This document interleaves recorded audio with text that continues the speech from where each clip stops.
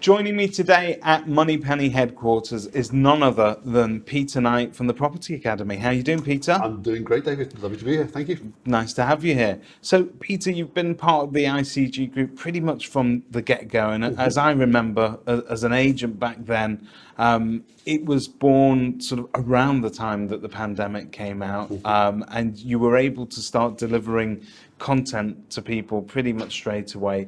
But tell me what you think you've achieved in the last couple of years together.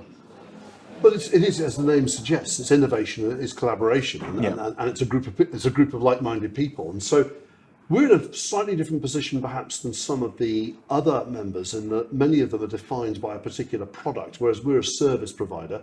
We help business improvement. But what we find, therefore, with the members of ICG, who are also members of the Property Academy Suppliers Group, is they face similar challenges. So, for example, Proptech companies at the moment are having issues recruiting developers. Yeah. Real big problem for them. They've all got that same problem. So we will work with them collaboratively together to say, okay, you've got that problem, you've got that problem, you've got that problem. Right, let's pool our resources. Let's find out solutions as to how we can recruit more effectively, as one example. Often there's issues around certain estate agency businesses, dare I say it. So sometimes a supplier member will say, I've got a real problem with agent X or agent Y.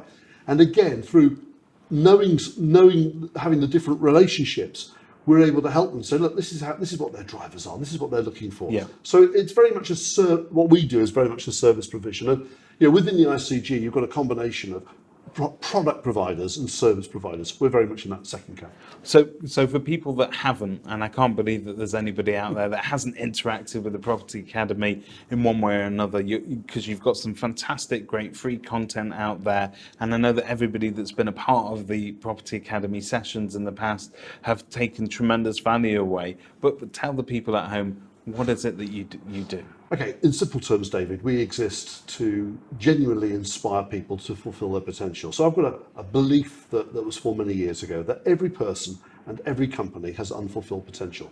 And what we do is work with those who wish to, and and we're not for everybody, I'll tell you that now. We're absolutely not They for need everybody. to be willing. Right. Well, they've got to be in a place where they're not satisfied with what they've got. They want to be growing more, they want to be maximising profits more, they want to be providing a better service.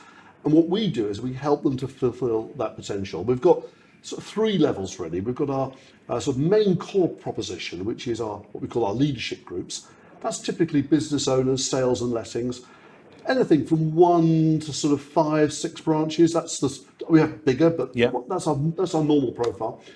Then we have what we call our future leaders, which is actually tomorrow, and we've got 50 younger people coming through. We're teaching them how to be leaders.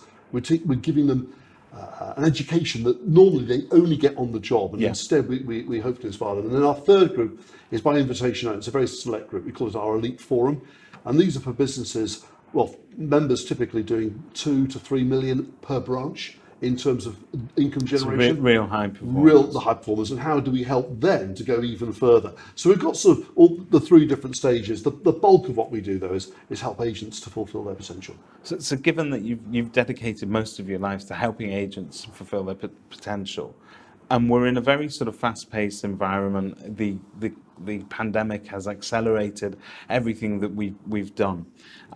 What advice would you be giving to an estate agent that was starting out day one of their property career today?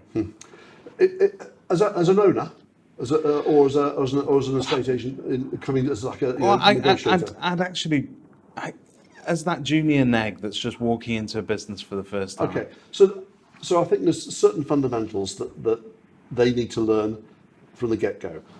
But number one, the thing about it all is to act like an owner from the start, right? To have an attitude which is, this is not a job, this is a proper career, and if you're good at it and you're prepared to graft at it, you can have a very, very fulfilling career, both in terms of financial return and also in terms of the enjoyment factor that comes with it. So I think it's about, and what I love about this industry more than anything else is the opportunities that exist. It is a meritocracy, right? Yeah. Broadly, it's a meritocracy. And so you don't need to necessarily have gone to a university. You don't need Sure. necessarily, the entry level is relatively low, but it's up to you then as an individual to aspire upwards. And similarly, David, probably from an owner perspective as well, when someone becomes an owner of an estate agency business, they've got to get really clear around this idea that ownership, with ownership comes responsibility, right? And they've got to make sure that they embrace that and see the opportunity for what it is. And it's not a wham bam, thank you, man. This is a long-term development piece. But for those who are prepared to graft, wow, I mean, we know the returns are fantastic, aren't they? It can be phenomenal, but I think that it's an all-consuming career sometimes as an estate agent, and particularly when you make that leap from being sort of that junior neg and you go to being the owner, you realise that business will swallow you alive if you don't learn to step away from it and almost separate yourself so that you can work on the business again. Yeah, I mean, I say this to owners: if you're not working on your business, who is? Yeah. Right. And in fact, the chief executive of Moneypenny, where we're sitting here today, she's got a lovely idea. Jo Swatch, when she's been a member of Property Academy's supplier groups for 12 years. And when she became CEO, I said to her, what are you going to do differently? And she said to me, I'm only going to do what only I can do. She said, I'm going to get out of the way of all the others, but be available to help them. And I think that's a brilliant characteristic of leadership, which is this idea around how can you get out of the way, allow people to do their brilliant work, but be there to support them as and when they need to, as opposed to the traditional way of supervision and micromanaging almost. Yeah, absolutely. Not to say that you can't have times where you need to do that, but as a general policy, can you get into a situation where you are allowing people to be brilliant? And this is about fulfilling potential again. It comes back to this. And you know what? If you give people a project, you give them a problem to solve, you give them an opportunity to grasp, and truly allow them to develop it and make it their own. My experience, 9 times out of 10, they'll deliver for you.